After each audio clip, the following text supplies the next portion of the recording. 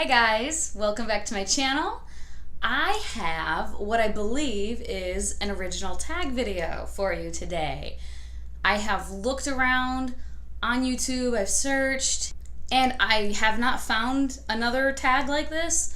If anyone knows of one, I searched through a couple of pages and I wasn't finding anything with this title. So if there is one out there that I just didn't find, let me know in the comments below. I'll certainly update my title from original. The tag in question is going to be the Will and Grace book tag. I'm so excited for this because I love Will and Grace. Yeah, I have seen a lot of shows many times, but I have seen Will and Grace in particular, at least 25 times probably. And Will and Grace is one of those shows that just has so many hilarious one-liners, particularly from Karen and Jack, but Will and Grace too. And I love all the quotes you can get from the show, so I made a tag based on quotes from the show. And this is kind of but it kind of sparked the idea that the new season, the reunion season, is starting on the 28th of September, and I'm so jazzed. And I just really hope that it's the same feel and the same vibe as the show used to have. So fingers crossed, because if it is, I'm gonna be so happy. This is actually kind of hard to whittle it down to not a million quotes and not have it be 25 questions. So I think I've got 12 or something like that. So without further ado, let's get started. So the first one is, honey, what's this? What's happening? What's going on? A book that confused you or left you confused and confounded. So for me, one of them is the 5th season, but I've talked about that enough, and I think I'll use that as an answer later. So I'll actually go with Vessel of Ra, which is an ebook I just read from NetGalley, and yeah, it lost me. The plot was it was a lot. There's a lot going on. Number 2, in this house, a queen always beats a straight. A book with your favorite LGBT, etc. Character, diverse character in the queer realm, right? For me, I honest to God, I have a lot on my want to read that I need to read more with LGBTQ, etc. characters, because I haven't read that much, and not on purpose. I just haven't. So some recent ones that I've read, I would say Noah from I'll Give You the Sun. He's just a precious baby, and I love him. Just him as a person. And I liked kind of that we were seeing his journey, I guess, with realizing his homosexuality. I liked that. And then I just recently read The Gentleman's Guide to Vice and Virtue. And I guess I'd say Percy from that versus Monty, because video to come, Monty was not my favorite at all.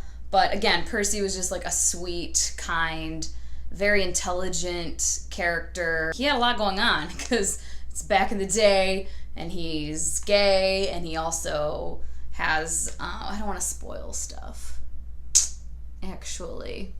Whatever. He had a lot going on in the diverse department, and being black, or mixed rather.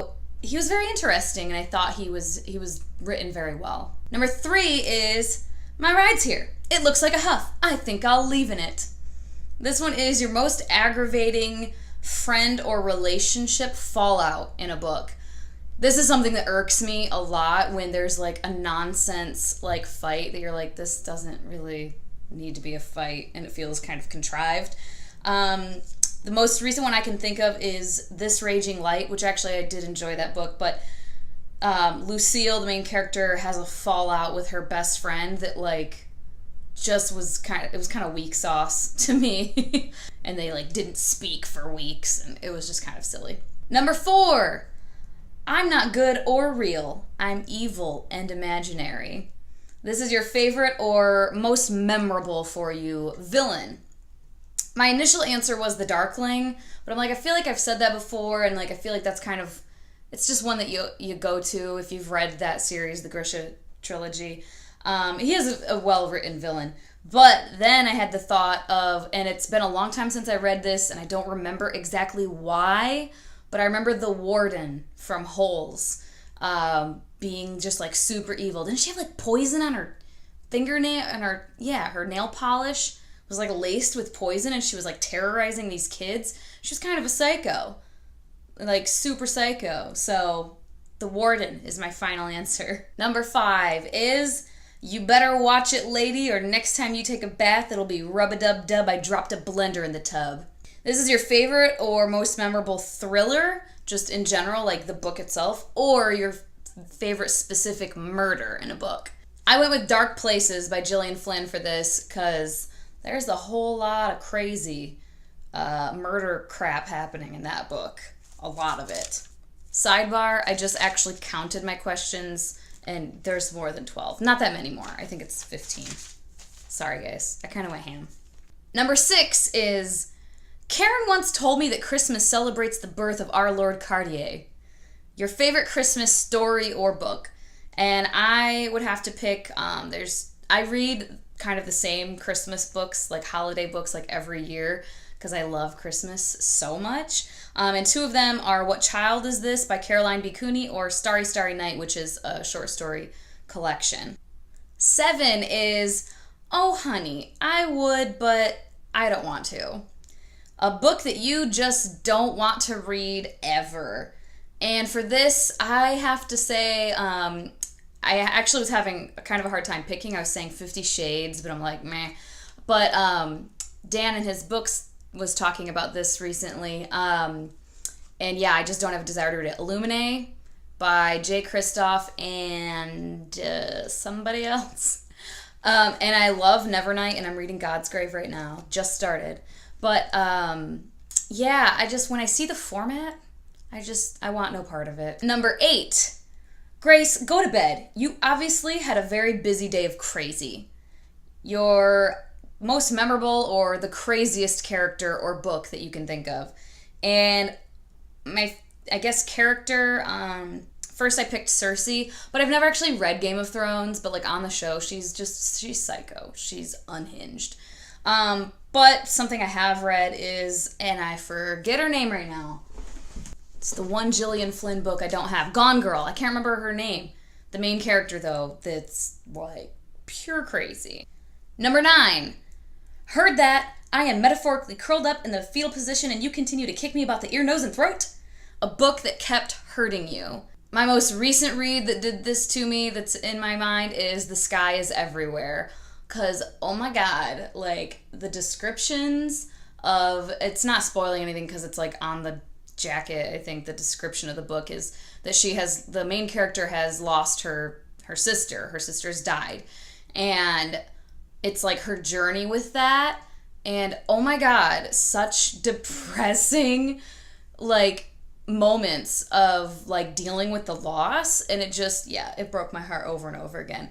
Seeing someone next to their sibling and her realizing I'm not a sister anymore. And I was like, oh my god.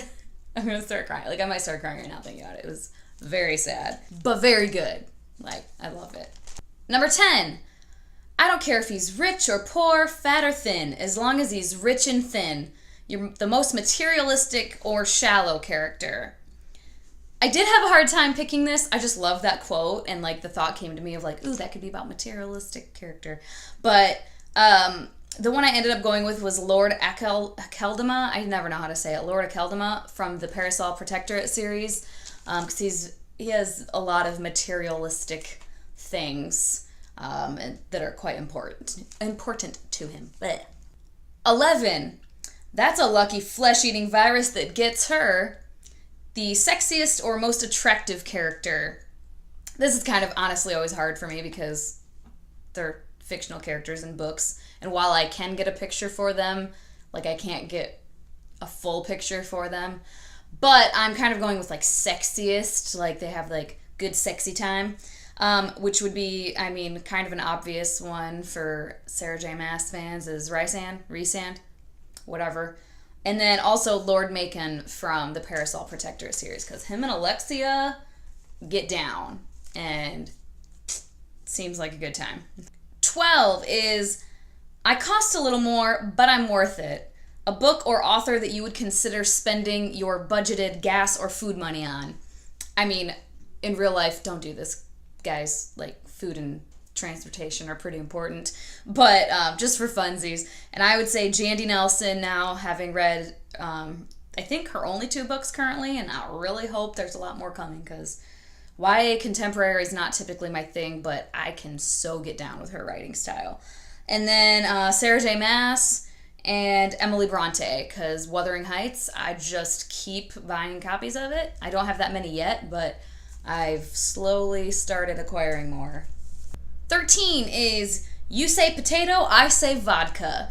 Your favorite lush character, or, alcoholic character. Let's be real. The most recent one I can think of is going to be, who is not my favorite character by any means in general, but would be Monty from The Gentleman's Guide to Vice and Virtue, because, the dude's got a drinking problem. 14 is, he's a smarty pants, Will. He uses big words like particularly and delicatessen.